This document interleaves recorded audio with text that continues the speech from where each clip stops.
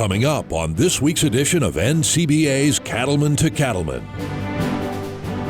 We've got an update on some of the key issues facing the beef industry from the CEO of NCBA, plus valuable insights on the cattle markets from the experts at CattleFax.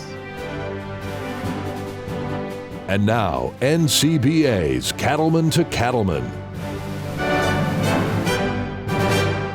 Hello and welcome to Cattleman to Cattleman. I'm Kevin Ochsner. Thanks for joining us. This week we're celebrating a special milestone, the 1,000th episode of our show.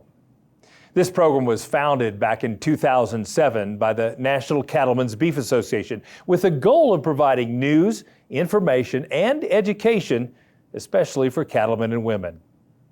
Through the years, we've also shared stories of producers from across the country who work every day to provide safe, wholesome beef to help feed the world. We couldn't have made it this far without you. So thank you for watching and for being part of our journey for 1,000 episodes and counting. Now, one of the hallmarks of our program has been keeping you up to date on the important topics that could impact your farm or ranch. And joining us today to discuss some of the current issues facing the beef industry is NCBA CEO Colin Woodall. Colin, we've been preparing for New World screwworm for about a year or so. I'm curious, how do you assess our current level of preparedness for this pest? Preparation has been extensive over the past year. First and foremost, we've really spent a lot of time learning as much as we can about the fly, the larva, its life cycle, and how it operates. And then being able to share that with our partners, with the government, but especially with our members to make sure that they understand the enemy that truly we're up against once it finally makes its way into the United States.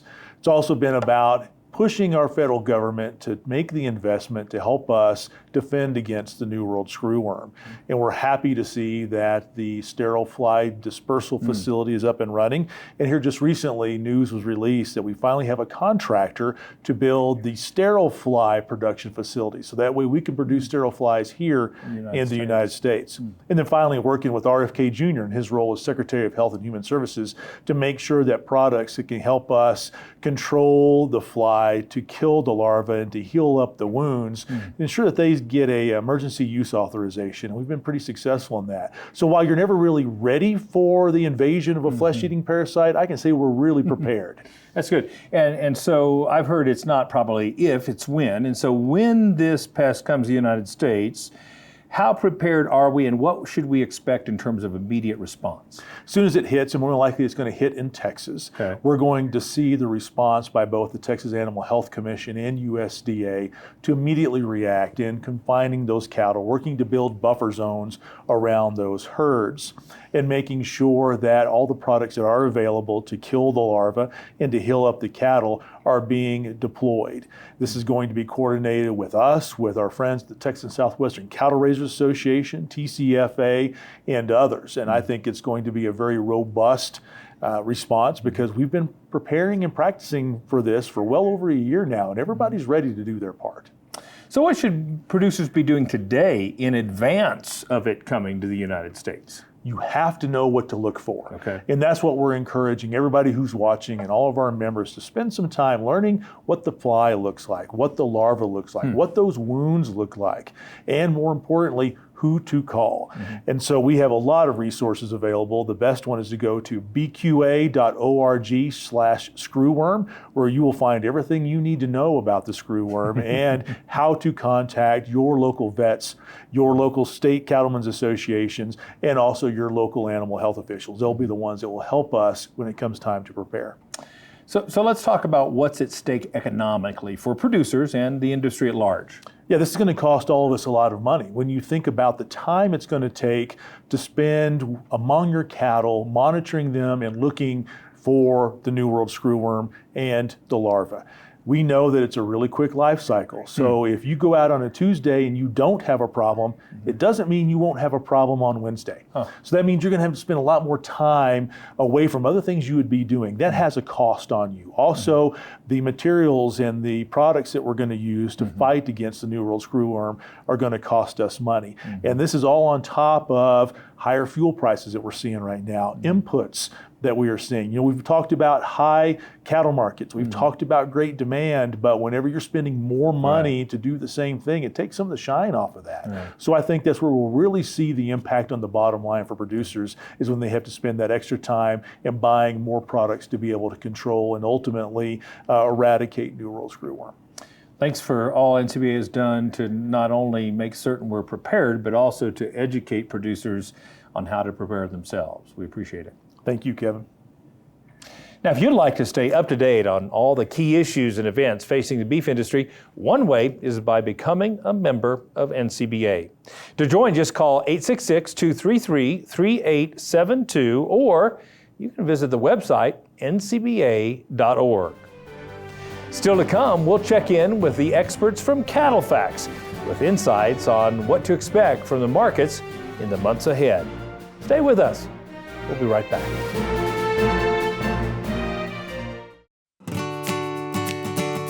This beef quality assurance tip is funded by the Beef Checkoff.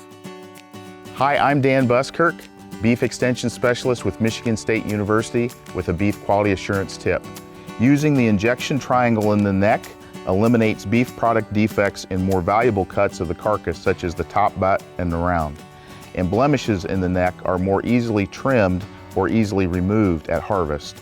Always administer injections according to the manufacturer's labeled instructions, and when the label allows the choice of route of administration, choose subcutaneous over intramuscular to further reduce the possibility of injection site lesions. The lower boundary of the injection triangle is above the cervical vertebrae in the middle of the neck. The upper boundary is below the nuchal ligament, which is 2 to 3 inches below the top line. The posterior boundary of the triangle is in front of the shoulder. Regardless of the age of the animal, do not give injections in the rear leg or the rump. Make certain everyone on your team is BQA certified and uses the injection triangle. For more information on injection site management and record keeping, visit bqa.org. The Beef Quality Assurance Program is funded by the Beef Checkoff. Cattle producers across the country work hard to care for their animals and their land. The USDA's Natural Resources Conservation Service is there to help. Find out how you can work with NRCS to develop a conservation plan for your operation. Find possible funding resources for implementing conservation practices, or get free expert advice on ways to improve your farm or ranch. Visit the website nrcs.usda.gov today.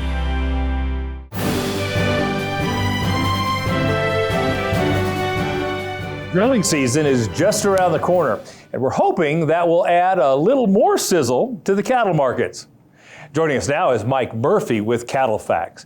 Mike, how does summer grilling season impact both the cattle markets and the beef markets? Well, there's a real strong seasonal to the product market as we get into that time frame going into Memorial Day, Father's Day, where people are out grilling and wanting to buy that product, those middle meats, and that will have a direct impact on elevating the fed cattle market. I would just say for this particular year, there's a little bit of a caution out there with the war in Iran, what that means to consumer spending as we have higher gas prices. That might be a little bit of a limitation, but I think overall we should be really good just because demand's been so darn good for beef over the last 18 to 24 months. And certainly one of the biggest beneficiaries of that has been the cow-calf producers. They've had an outstanding year. Talk to us about what the future holds for cow-calf operators. Yeah, I mean, all winter and spring, we've been trading calves on a U.S. average for a 550-pounder between 450 and 490 a hundredweight. I think as you get into the summer video season, it's going to be a very solid market. Trading a lot of calves well on top of $4, and then should hold together pretty decent into the fall time frame. Obviously, there's concerns about grain production. Things going on with the fed cattle market. There's a lot of moving parts, JBS strike, this, that, and the other. But there's a lack of supply, and that's been driven by the Mexican border being closed. And as long as that border stays closed, that demand's going to be there for those lighter cattle for sure. But certainly that impacts the cattle feeder because they're having to pay a little bit more for these cattle than they might if the border opens, and they're getting pressure with one packing plant closing and another one on strike. What does the picture look like for cattle feeders? We got to a spot in here throughout the winter and spring where that cattle feeder had gotten some really high break evens, and so They didn't really make much money during this spring time frame. They've got fairly high break-evens all the way through the summer, but we got to keep in mind that it was just 6 years ago in 2020, we had a Fed market at $1, and now we're sitting there at 240 plus or minus. The cattle feeder had a really good run profitability-wise for about 5 years straight. So it's kind of their turn to see some of that margin flow back towards the cow-calf sector and stocker sector. Crop production, what does that look like for the next year? We're on pace to have a really good number of acres planted on the corn side. The demand base is pretty solid. It's all going to come down to Mother Nature. Unfortunately, we had a very dry Midwest all winter long, and so we've got a little bit of a deficit. And then when we think about the transition to El Nino, it's all going to be about timing. If we can get that transition a little bit sooner, like in June and early July, I think we'll have a fine crop season. If it ends up being more July and August, then the yield might be a little bit short.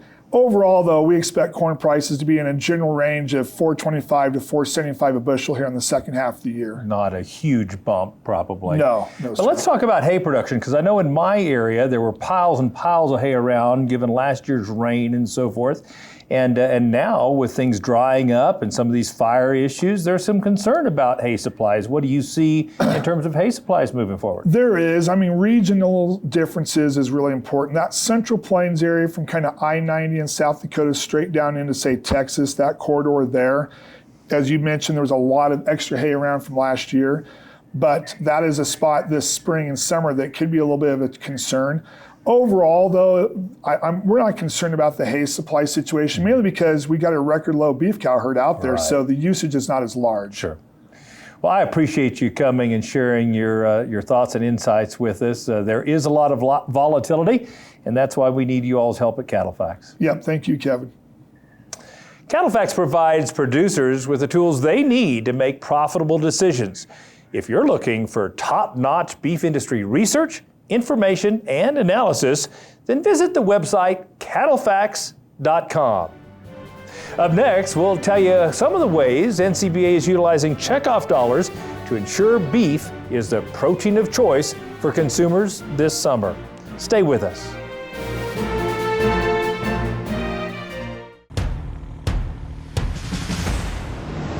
When the herd's hungry, John Deere balers deliver. High-capacity pickup powers through the heaviest windrows. Experience baler automation with speed, gate, and weave technology, allowing you to do a better job with less effort. Built-in features track moisture and weight, while you monitor and manage it, all from your phone or display. Because every bale matters, and so does the equipment you trust. Join the National Cattlemen's Beef Association. There are big benefits to being a member. You'll get industry news in the National Cattleman, email updates in the NCBA Beef Bulletin, plus discounts just for NCBA members. Join by calling 866-233-3872 or online at ncba.org.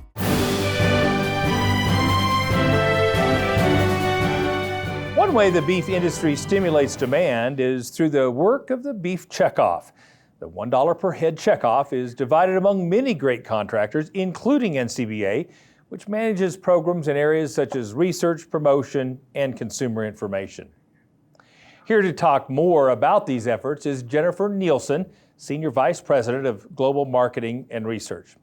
Jennifer, what are we seeing right now in terms of consumer beef demand, and how is that shaping priorities for promotion this summer?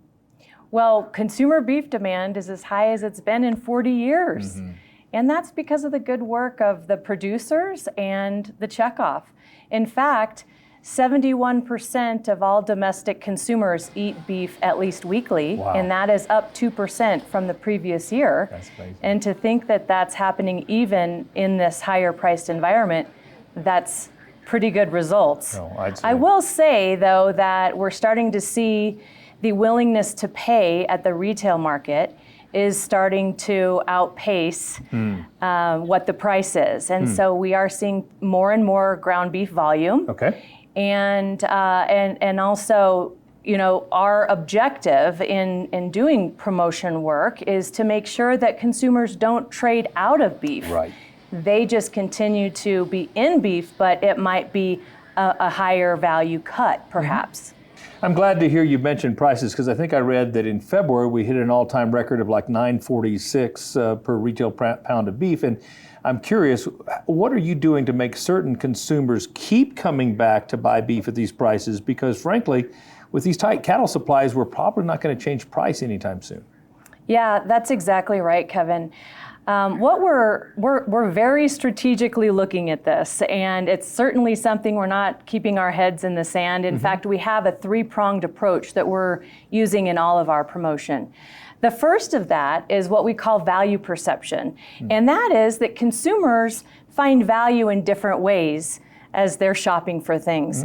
And luckily, beef has a lot of value, whether that be the nutritious properties of beef or the wonderful taste, unmatched taste, or even the ease of how easy it is to prepare beef. So that value perception, even though it might be a little high priced, it might have more value. And that's good news. The second is that we want to make sure that people recognize beef as accessible on any budget. And so we talk a lot about how do you cook once and eat twice, what are ground beef meals, getting very creative in different ways that people can use pantry staples or other things, making it easier and more cost effective and efficient in using beef. And then the third is to elevate the everyday. And we all know that beef can elevate the everyday. I often like to use the example of ramen noodles. That is an inexpensive thing that a lot of people eat on the go. And if you add just a little bit of ground beef to that, or perhaps a little bit of that sirloin that you have left over, it elevates the meal. And so we are talking about those three things all the time, and really leaning into our culinary center, our Beef It's What's for Dinner Culinary Center, and having them create a lot of content in those three areas so that consumers can get more comfortable with those prices and not trade down. That's great news. Speaking of that sirloin steak we had last night, I will tell you this, that summer grilling season is upon us, obviously, and I'm curious, what are some of the programs and partnerships you're engaging in with the Checkoff to promote summer grilling season and the choices we have to use beef at the barbecue? Yeah, well, one that's hot off the press is an e-commerce campaign with no other than Walmart. You know, there are so many Walmart stores across the country, and so many millions of consumers that shop at Walmart. And so we have an e-commerce ad that at the time of purchase online, it shows up, and we did a national buy for Walmart for these advertisements right at point of purchase. And then more than 20 states joined us in that effort to level up the buy in their state. And so we have this partnership with state beef councils around the country to make our programs more impactful. And the reason that we like these e-commerce programs is because we can see the return on investment. We know on average last year, with every dollar that was spent on an advertisement within e-commerce, we saw $40 in beef sale. Wow. So yeah, so it is a good returning program. That's and right. When state beef councils can join us and do it alongside us, it just has more impact. The other thing that I'm excited to share with you today, Kevin, that is also hot off the press, in fact, it's not even out yet, and that is a new campaign for Beef It's What's for Dinner that we have launching in April. Oh, neat. Yeah, and that campaign focuses on 4 core elements of the Beef It's What's for Dinner brand. Trust, taste, ease, and well-being. Those 4 things should sound familiar to you. Yes. Not only is that what beef has to offer, but also it's what drives demand for consumers. So we're just putting the finishing touches on that campaign, and we will be taking that to market in a highly targeted way, and really excited about that promotion throughout the summer that will carry us through all of those summer holidays, and hopefully get people inspired around bringing beef to the barbecue. Absolutely. Well, Jennifer, I appreciate everything you and your entire team does because we have the best tasting product out there, and we rely on you to make certain that product ends up on the plates of consumers. Thank you. Yes, it is our pleasure. Thank you, Kevin. Yes. Now, don't forget, you can check out the Beef It's What's for Dinner website for a great interactive experience. You'll find recipes, information on beef cuts, and nutritional information at this one-stop shop for all things beef. Still to come, we'll explain how low-stress handling techniques can make even the most high-strung cattle easier to manage. Stay with us. We'll be right back. Join the National Cattlemen's Beef Association. NCBA is the oldest and largest national cattle industry organization working to defend your interests in Washington, D.C. And there are big benefits to being a member. You'll get news you can use in the National Cattleman, email updates in the NCBA Beef Bulletin, plus big discounts only for NCBA members. Join by calling 866-233-3872 or online at ncba.org.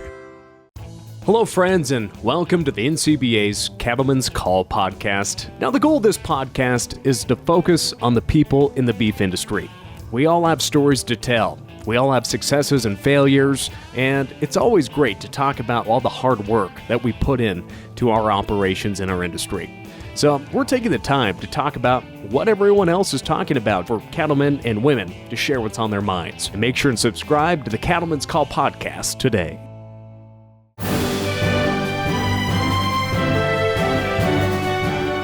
If you ever worked a set of cattle that just won't settle down, you're not alone.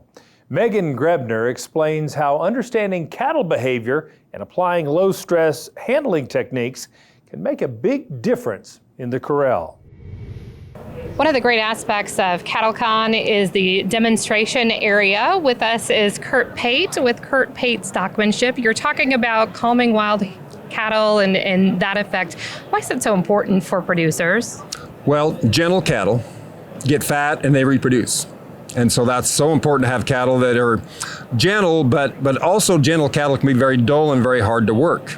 So we want gentle cattle that respond to the human, and that's why we want to teach animals to work for us. Like we train a dog or train a horse, we can train our cattle the same way with the proper pressure and the release of pressure. So when we look at an event and this demonstration that you've had here at CattleCon, here on the trade show floor, what do you want producers to take away from this demonstration? Two things: to get inspired to go home and work animals in a way that we talk about, but also to be able to go home and have the words and the ability to teach their employees or their family better ways, because that's the hardest part about stockmanship. We're all pretty good stockmen, but explaining it to somebody and how to do it is a very, very difficult thing because it's always moving, it's always changing. So we're just trying to give them some ideas on how to present things at home. When we look at where the cattle industry is today in terms of marketing and profitability, why is this important, and learning these type of stockmanship and stewardship practices so important to their bottom line? The cattle market is better than ever before. We all know that. So anytime you increase gain or decrease death, loss, or shrink, you're getting paid more because the cattle prices are so high. It's always important. Good stockmanship is always important because it's the right thing to do in beef quality assurance and all that. But right now, with cattle prices so high, anytime you put on a half a pound extra gain or 2 pounds extra gain, you've just been paid for it. Kurt, thank you so much. Anything else producers need to know? No, just keep getting better, and remember that the public wants us to be good to our cattle, wants us to treat them right, and wants us to bring them a good product, and that's what good stockmanship will help do. Thank you so much. You're welcome. Back to you, Kevin. It's time for legacy photos with great shots of life on the farm or ranch submitted by families from all across the country. Let's take a look.